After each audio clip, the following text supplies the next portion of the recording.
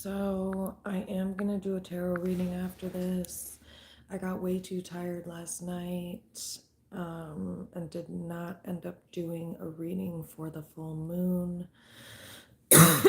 So today, right after this, I'm not gonna go live for very long on here, probably just for like 10-15 minutes. And then I'm going to do a collective reading for the full moon because the full moon is in Gemini today. The full moon peaked at 4:02 a.m. Eastern Standard Time in the United States. So we are in full moon in Gemini energy currently.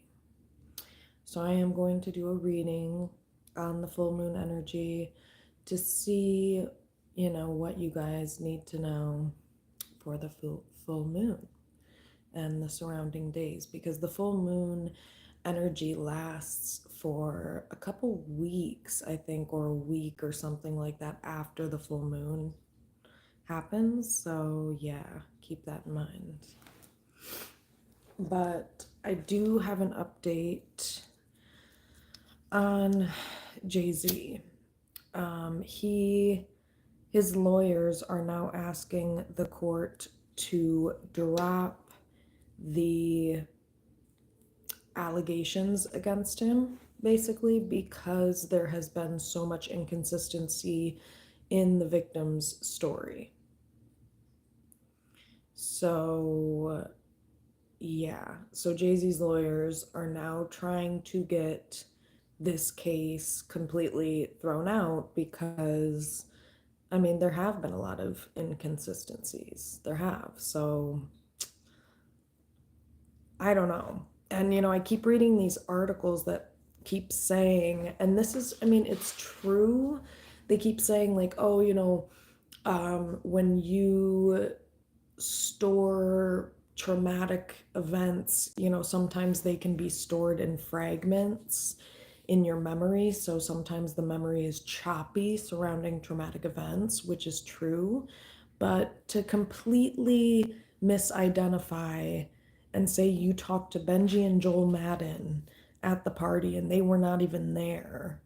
I mean, come on. That's different than messing up some details. That's a very distinctive detail that you would either remember or not. And I don't know. That's just kind of odd.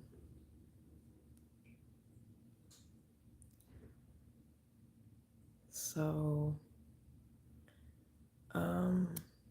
yeah, so they were saying that in the article to try to vouch for the victim. But my whole thing is, it's not even just that the details are not, maybe remembered consistently or they're remembered in a fragmented way. It's that there are key components to her statement that just blatantly don't make sense. And the biggest one to me is that somehow she was able to get out of there. Somehow she punched Diddy in the neck and got out of there. That just doesn't make sense. If there's two other adults in the room, including Diddy, that just does not make sense. On top of it, she was in a enclosed bedroom, so she would have had to try to find a way to get past three adults to get out of that room. It just doesn't, it's just not adding up for me.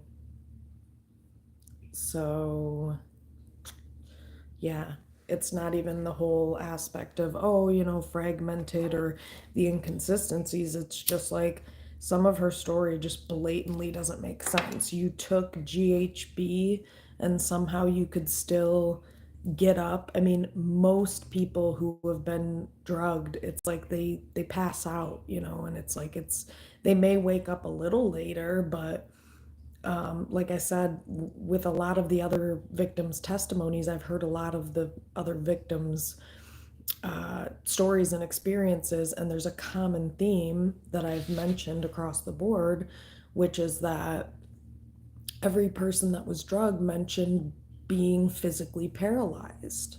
They were not able to move. And yet somehow this 13-year-old girl was drugged, which probably takes very little to drug a 13-year-old's tiny. So it's just like it's not adding up. You would have been totally passed out. There, I don't get how she would have been able to move based on being drugged. Like, it just logically doesn't make sense. The drug prevents you from like being able to move. So it's not adding up. So yeah. So he's asking to have the charges dropped, and I mean, the thing is, this is this is not looking good. This is not looking good, and there is enough inconsistency in her story to where a judge could throw it out, because a lot of the details just are not adding up. I keep saying the same thing, but that's what it is.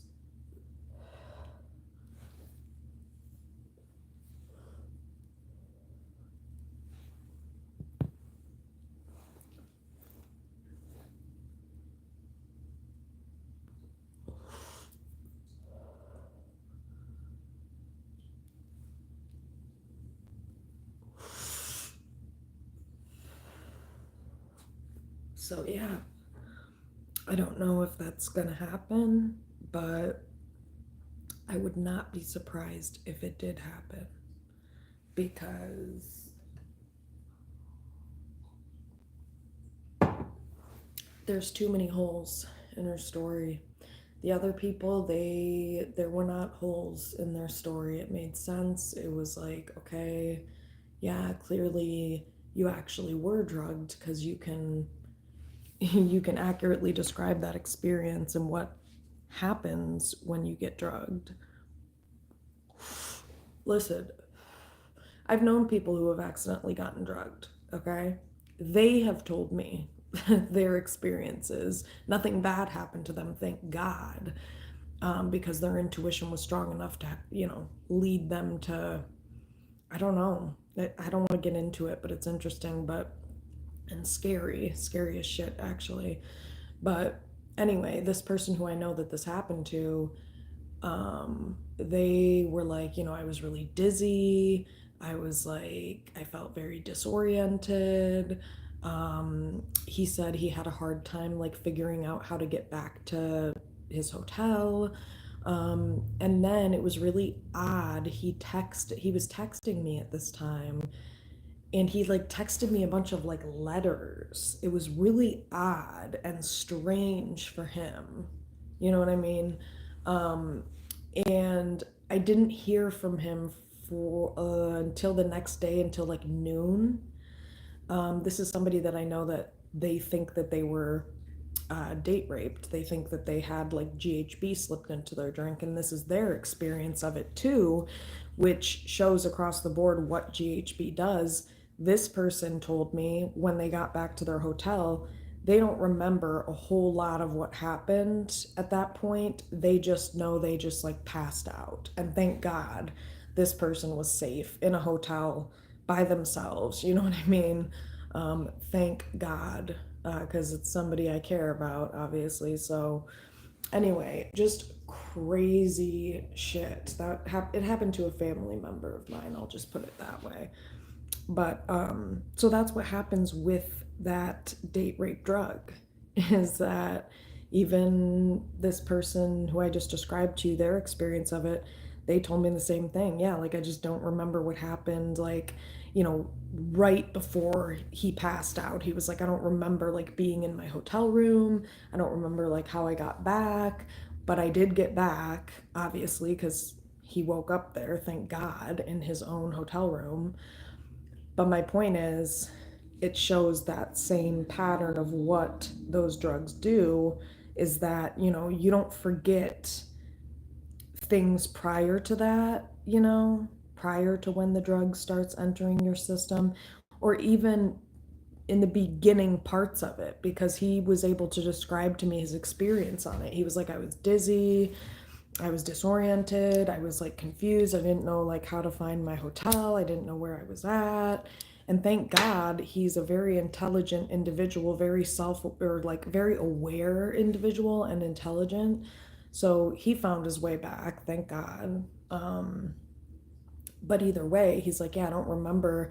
He's like, I don't remember texting you. Like, he ordered pizza, I think he said, and he doesn't remember, like, yeah. So it's like, it's not funny. It's actually really scary, but thank God he was safe. He sat next to someone at a concert who was getting very overly friendly with him, and he like left his drink there, which I don't know why the fuck he did that, but he left his drink at at his seat at the concert and like went to go to the bathroom or something like that.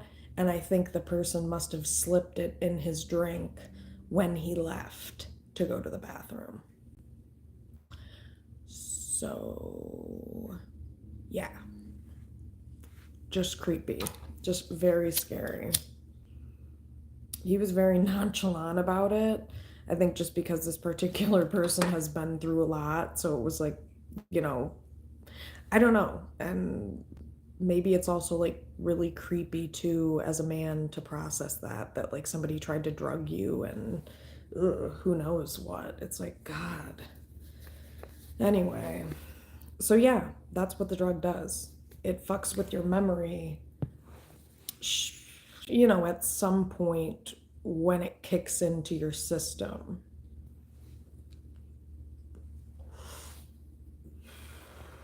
So, yeah, it's scary stuff, but um, that's really the update on that is that he's going to ask to get the charges dropped because of the inconsistencies, which is valid and probably will happen. And, but that's actually not good because that is going to impact the credibility of the other victims, unfortunately. And the thing that's fucked up is the other victims, what they're saying is valid. Like, these people are not, if you've noticed in the other people's allegations, none of them have had discrepancies that they've had to go back and describe and blah, blah, blah. No, they were very straightforward with what they gave and what their experience was. It's just this one person, and so it sucks because it's such a highly publicized case and a case involving high profile celebrities. There's a lot of people out here, especially people with personality disorders, who would take advantage of this and try to get some type of financial gain off of it. So that could be a possibility here. It definitely could be with this bitch, this chick, sorry, not bitch. Because I don't know if this victim is actually telling the truth or not, you guys. I don't want to like discredit them and then, you know what I mean? I don't want to do that further, but I'm just saying it doesn't sound like it's adding up. And, but also, this is not good because, like, I want justice to be served, like, whatever's right, whoever's lying, I want them to be, exposed. But also, this is just concerning for the victims, the true victims, because this may make it harder for these other victims to get justice if this victim, this chick who says she was 13 at the time, if she is lying, that's going to mess with the credibility of these actual victims. So it's just like, yeah, I don't know what to think. I just don't trust it. I really don't.